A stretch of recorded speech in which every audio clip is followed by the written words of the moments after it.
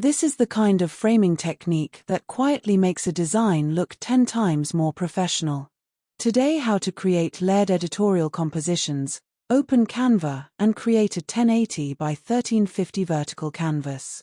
Start by inserting one large portrait frame and position it slightly off-center to create an editorial feel. Upload your image and drag it inside, adjusting the crop carefully to emphasize the subject. Add 2 smaller supporting frames nearby to build visual rhythm. Duplicate the main frame, enlarge it slightly, and place it behind with reduced opacity to create subtle layered depth. Select the background and apply a muted beige or charcoal gradient for a premium atmosphere.